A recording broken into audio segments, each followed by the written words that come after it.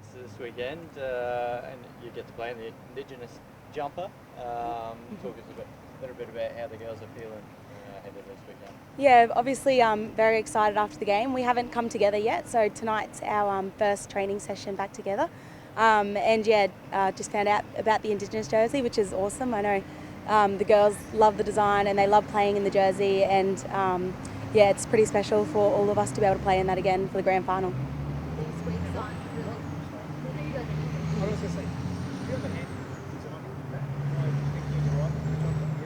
So this was mostly Dakota. She sort of come up with like the design and stuff, and then she collaborated with us and sort of asked what we wanted to represent on there with our families and stuff. So yeah, Dax did a awesome job with it, and had some help with some graphic designers too. So yeah, it was team effort, but yeah, Dax definitely had a nice big say in it, and she did really well with it. You had a good win in that jersey, didn't you?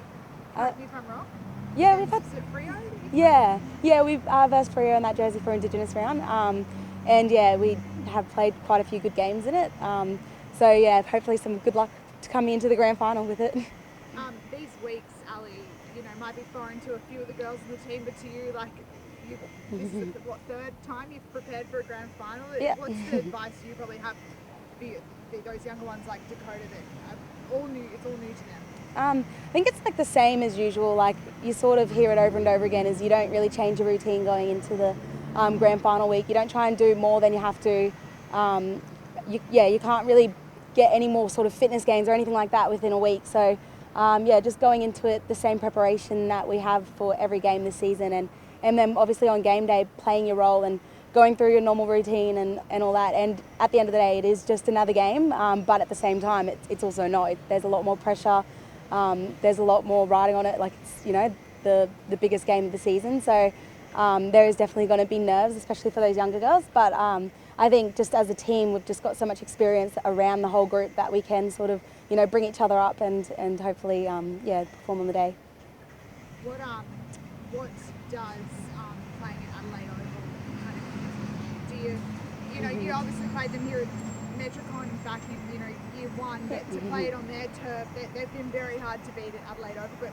But how do you approach that in terms of the venue and the trip and everything? Yeah, so we've played in Adelaide a few times. I don't think we've lost in Adelaide actually. So we actually haven't played at Adelaide Oval though. So I think we've had a few games here now at the Gabba with the stadium, and yeah, so it's just another game, another challenge. We've had them all season, and we're ready to sort of take that on as a group. Speaking of Adelaide, the last time you played them, Erin Phillips really stood up in that game. Yeah. Is she crucial in stopping if your girls are to win? Sorry, what did you mean? Erin Phillips? Yeah. Is she... Do you have to stop her to have a chance of winning kind of thing? Well, she is always going to perform, and she's such a massive leader on that team, and if she does get going, she can lift the whole team up. So yeah, we definitely do have to keep an eye on her, and yeah, like you'd be silly not to. How hard is she? She's shown her talent over many years. Yeah. How hard is she to try and stop and contain? Yeah, obviously she's very strong, very athletic, and very smart. So she is pretty difficult to stop. But I think it's definitely like a whole team thing that's going to have to be with her. So yeah. Considering the history between the two teams, are they your biggest rivals? Yeah, I think that when I think of what our rival would be, I'd say that Adelaide is pretty at the top there. Yeah, obviously the first year we played them in the grand final at Metricon, and they beat us by that one goal, and they beat us this season again by a little bit. So there's definitely a bit of rivalry, but yeah, we've got a few ex-Adelaide Crows, so we've got some insight there, and then some girls like Indy, who's come from South Australia, knows a lot of the girls too, so there is some personal history there as well. But yeah, it's all not bad history, definitely just a competitive and good history. Speaking of history, I mean, you're one of the originals. How do you turn around that bridesmaid tag? How do you shake that coming into how do you make sure this is the one that you... Well, I think I heard something that Craig said the other day, and he said, it's like a totally different team we have. We only have 8 girls from that original sort of grand final in the first 2 years. So it's a completely different team. We've got so many good up-and-coming youth, And I think with that 8 too, like we've all developed as well, like it's been 5 years. That's a long time really in footy terms, especially AFLW, with how fast the skills are developing and how fast everyone's growing. So even like we have 8, but everyone's improved. We have young girls coming up. So yeah, it's just a completely different team, and we're just a much better team. I mean, it could be a negative, but is it also a positive as well? You can draw on it and go, well, Well, yeah, there is that, personal sort of history with us original girls. That sort of, we're so desperate to win it. But it's not just us that are desperate to win it. It's like the whole team, all the coaches, like everyone, in a Lions sort of environment is just so desperate for that win. Because you've had so much turnover, Ali, from those first couple of years, did you expect to get back to this stage so quickly? I'd say so, because I feel like in Queensland we just have such an incredible up and coming talent pool, and there's so much talent in Queensland. So I think it's pretty easy to sort of bring in some new girls and get them back up to AFLW standards. So I think it is obviously good to see how quickly we have done it. It's also, I'm not surprised. A lot of people from around the country that don't watch you every week will probably go, how do Brisbane keep winning? They don't have a lot of sort of superstars. Like, what do you think's, I guess, the best attributes that have got you to this stage? It's definitely, I know I've heard a few people say it, that team performance. Like, it's just across the whole team, we've got such even contributors.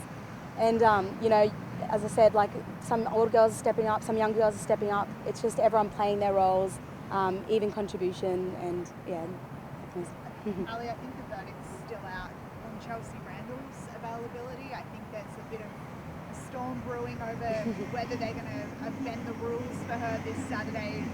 What are your thoughts on the concussion protocol? And then obviously if she does miss, it's an unfortunate one, but she's their captain. I can sympathise completely. I think I would probably be doing everything I could to try and get into the game too on Saturday, being a grand final. So I can see where they're sort of coming from, 100%. It's also not my decision. I guess that's up to the medical staff and the AFL as well. So she's such an incredible player. She's just so dangerous all over the field and such a competitor. So she is a big key in for them if she does get up. But a good opportunity for us too to sort of be able to use that to our advantage as well. What did you learn from the match in the middle of the year when they beat you? What can you apply from that to this weekend? So I think after that game we just came off 3 sort of really good wins, and we hadn't been as sort of put under the pump as much as we had yet, especially and Adelaide just sort of brought it to us. Got a few easy goals at the end of a couple of quarters. It's just about making sure they don't do that again, and they are going to bring the pressure and spread and do all the things that they've gotten to the grand final with. So we just have to make sure that we're switched on too, and we know what to do when they do come for us. Losing 2, is it this can't happen again? Is that just the divide amongst the older girls, the stars? Is it just, if we can't allow this to happen again, is that the way you think about it? Yeah, especially after the game, and after we won on Saturday, we were sort of let it all sunk in. But a few of us were we have to win this. We need to win this. So there is definitely, from the older girls especially, but then the young girls are just as desperate. As I said, we just really are going to put everything out there on Saturday. Do you still feel that anguish from missing out a couple of times, or is that sort of so far in the rearview mirror now? A bit of both. I think I've lost quite a few grand finals. I haven't won one, so I'm even more hungry. And I think you sort of think back to that, and the first 2 years when you're so close but you just don't get it. But then it sort of almost feels like a different competition, because there's so many teams that are so different, and then our team's so different, so it almost feels like it's just completely new. So a bit of both. The best thing is you're in Queensland and you're underdogs. Yeah. No, it's awesome. We've just had so much support from everyone and from the club, and it's, I guess, we're both sort of interstate, not traditional Victorian teams, so I think it's exciting for the development around Australia as well.